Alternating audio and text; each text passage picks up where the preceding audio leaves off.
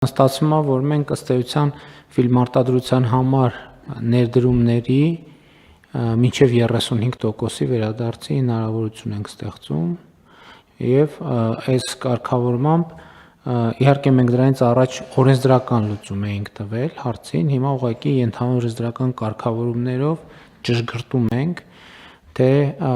որոնք ինչ բանաձևերով են հաշվարկվելու եւ ինչն է համարվելու այս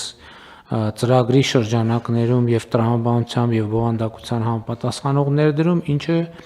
չի համապատասխանելու, որը լավ է ճիշտ է, որպեսզի թափանցիկ լինի եւ կանխատեսելի լինի եւ կառավարության համար, եւ ներդրողների համար, եւ հանրության համար, եւ կարծում եմ, որ այո, կարեւոր նախագիծ է, բայց իհարկե օրենքի եւ ենթաօրենսդրական ակտի կառավարության որոշումը անհրաժեշտ, բայց ոչ բավարար պայման է, շատ կարեւոր է, որ ըստ էության նաև մենք այս տեղեկությունը,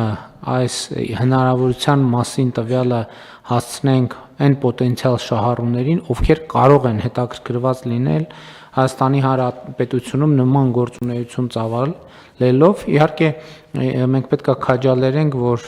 ոլորտի մեր մասնավոր կազմակերպությունները իրենց համար նաև այս հնարավորությունը ձեռքներին ունենալով գործընկերներ փնտրեն, որովհետև նախագիծը նաև հնարավորություն է տալիս տեղական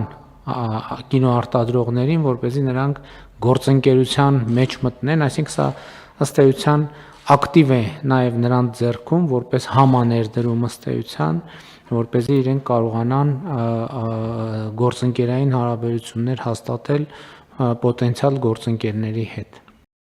Չմոռանաք հավանել տեսանյութը եւ բաժանորդագրվել Civic AM-ի YouTube-յան էջին։